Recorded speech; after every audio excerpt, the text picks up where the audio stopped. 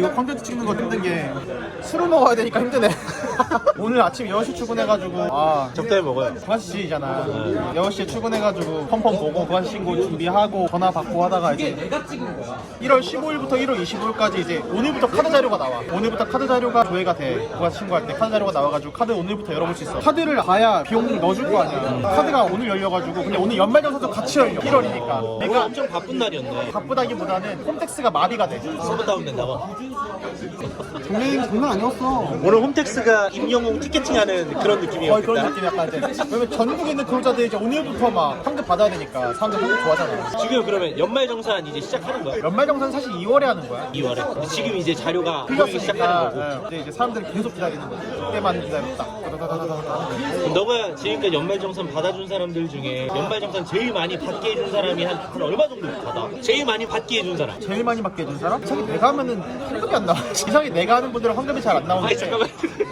환급을 많이 받으려면 일단 요건이 필요해. 요건이. 이거 알려줘 그러면. 연말정산에서 환급 많이 받을 수 있는 꿀팁. 엄청 궁금할 것 같은데. 나도 궁금한데? 그러니까 연말정산 사실은 이제 정해져 있어 어느 정도. 연말정산이 뭐냐면은 근로자들이 근로소득만 가지고 종합소득세 신고를 하는 게 연말정산이야. 종합소득세 신고야 그냥.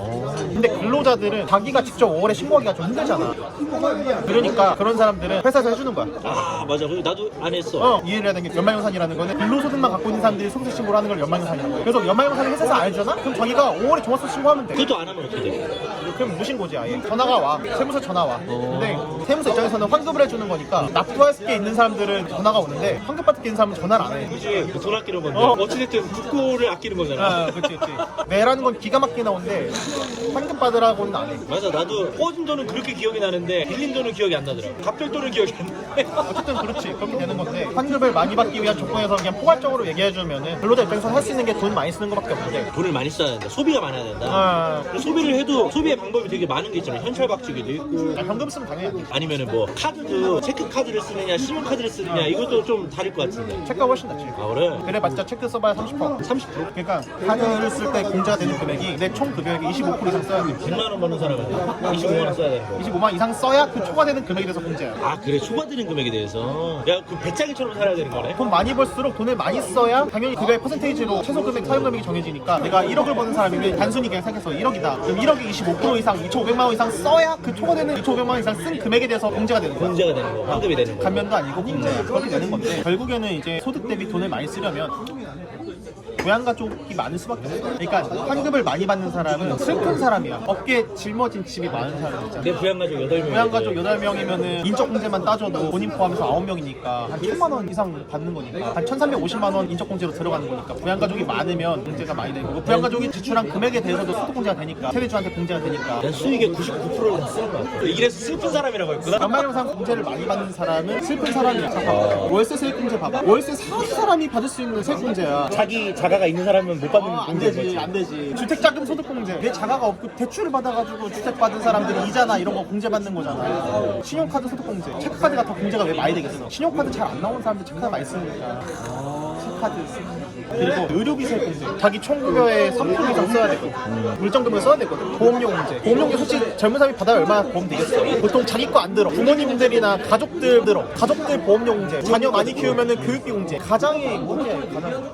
그런 사람 돈도 많이 받아줘. 그러니까 1인 가구가 솔직히 공제를 많이 받기는 쉽지 않다. 1인 가구는? 1인 가구면서 부양가족이 없는 사람은 사실 공제 환급 받기가 쉽지가 않아. 연봉 4천이면 내가 카드값이 1년에 1,000만 원 이상 써야 된다는 거잖아. 1,000만 원 이상 쓰는 금액에 대해서 공제가 되는 건데 심지어 신용카드를 쓰면 15%밖에 공제가 안 돼. 무조건 체크카드 써야 되네. 체크카드는 30%니까 2배지. 제로페이 쓰면은 40%. 더 돼?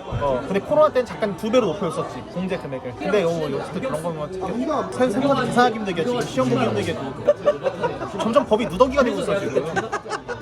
법이 자꾸 이런 것 저것 붙이면은 복잡해지고 계산하기 힘들어져. 불쌍해 죽겠어. 우리 후배 세무사들 그거 어떻게 풀고 가? 그거 손을 어떻게 풀어 그거를? 그거 그 친구들 일이잖아. 뭐 그건 그런데 상대적인 거고. 근데 이게 점점 법이 너무 누더기식으로 간다니까. 어쨌든 그래서 결론적으로 나는 사업자의 세금을 관리해주는 걸 1차적으로 진행하고 있으니까 연말정산을 하는 사람들, 그러니까 근로소득자들이 그래도 환급을 많이 받을 수 있는 방법에 대해서 설명하자면 사업에서 결손금이 발생하면은 손실이 발생하면은 이것도 슬픈 거야 근데 실패가 맞는 거구나. 네.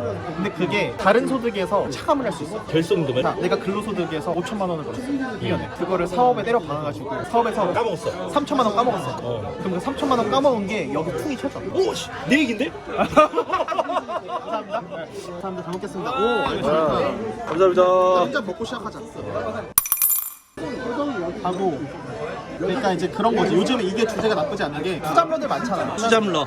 그러니까 자, 투잡러들은 내가 번 돈을 여기서 때려 박으니까 때려 박고 이제 사업이 잘 안 되면 망했다고 생각하는데 그 손실을 근로소득에서 차감을 하면은 근로소득 어쨌든 내가 매년 뗀 세금 있잖아. 매달 떼고 주잖아. 세금 떼잖아. 그 뗀 세금을 환급받을 수 있어. 그래서 돈 많이 버는 사람들은 돈 벌 생각 안 하고 사업을 하나 차려. 어차피 거기서 감면 받을 거니까. 거기서 손실 나도 어. 슬프지가 않아. 예를 들어서 나는 이제 술을 원가에 먹고 싶다 막. 그러면 바나 이런 걸 차려. 그런 다음에 뭐 손님 안 와도 내가 많이 먹으면 되니까. 손님 안 와도 내 나도 친구 원가 내려가고. 술 먹고 그리고 마이너스 치잖아. 그건 어쨌든 세금 감면 혜택이 있으니까. 손실이 나도 요 소득에서 어쨌든 이득 보는 게 있잖아. 왜냐면 최고 세율 40%씩 적용하는 사람은 야 손실 3천만 원 1년 나봤자 40%는 일단은 내가 세금 절감되고 60%에 대한 손실만 떠안으면 되잖아. 그래도 손실은 손실이지만 근데 야 봐봐 연애 막 순위 2억 3억 버는 사람이 3천만 원 손실 났다고 그래가지고 뭐라 스크래치는 나지만 그런 식으로 이용할 수도 있구나. 그러니까 마이너스 나는 사업자가 있으면은 그걸 통해서 환급을 받을 수 있다. 근데 내가 말했지 세무서는 환급하는 사업자에 대해서는 굳이 환급받으라고 얘기하지 않는다니까. 이걸 모르고 어차피 난 사업 망했는데 그냥 내비치고 돈만 때려받고 자기는 근로소득 연말정산에서 토해냈어. 슬픈데 더 슬퍼지는 거지. 그러니까 그치. 그러니까 본인 사업이 마이너스 났으면은 무조건 5월에 종합소득 신고를 해가지고 환급을 더 받을 수 있고. 지금 요즘 워낙 엔잡러가 많고 근로자들이 자기 사업을 시작했다가 사실 감이 없으니까 또 망하는 경우도 많단 말이야. 연락 주면은 솔직한 말로 너가 그래도 최대한 환급 받을 수 있는 방법이 있겠네. 최대한 근데 모르고 있으면은 환급을 못 받는다니까. 나도 몰랐어. 그러니까 그리고 또 어떤 케이스가 있냐면 내가 호기 좋게 고깃집을 딱 차렸어. 근데 고깃집이 생각보다 창업비용이 많이 나가거든. 한 3억 나가거든. 2, 3억 나가지 권리금까지 하면 그래도 어떻게 3년 버텼어. 엔잡러가 아니야. 손실이 이제 한 누적 손실 한 2억 있어. 3억 때려 박았는데 다 손실이야. 망했어. 패가망신했어. 어쨌든 그래도 1인분을 하고 살아야 되니까 가족 부양해야 되고 어떻게 언급결에 이제 회사 들어가서 근로소득을 받잖아. 그 사람은 내가 발생했던 손실 있지. 10년 동안 2월이 돼서 앞으로 발생한 소득에서 차감할 수 있어. 오. 이거 2월 연수금 공제라고 약간 하는데 액대만 느낌이네.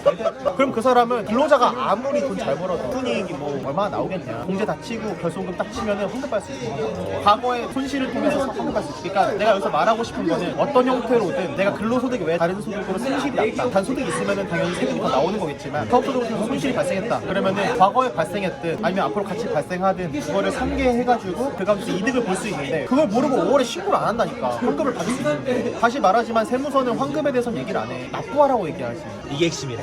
그러니까 경영청구라는 게 생긴 거야. 법에도 나와 있어. 세무서에서 당연히 과언납금 된 부분에 대해서는 과운납금. 과납은 더 많이 낸 거, 오납은 잘못 낸 거. 과언납금에 대한 거에 대해서는 환급을 신청할 수 있도록 돼 있어. 그게 경영청구. 근데 세무서에서는 굳이 그럴 이유가 없는 거야. 국고가 나가는 거니까. 그리고 우리한테 축구권 있으니까 권리에서 잠자는 자는 그 권리 누릴 수 없는 거잖아. 그치, 권리를 주장을 안 한 거지. 그치. 근데 재밌는 건 뭔지 알아? 권리를 행사를 했잖아. 근데 걔네들이 승인을 해줘야 돼, 2달 내에. 그 승인 절차 되게 까다로워. 당연히 받아야 될 돈 받는 건데. 국가가 해준 게 그러니까 나중에 경영청구에서 힘들어하지 말고 애초에 환급 받을 수 있거나 공제 받을 수 있고 다 받아놔야 돼. 그게 중요한 거 같아.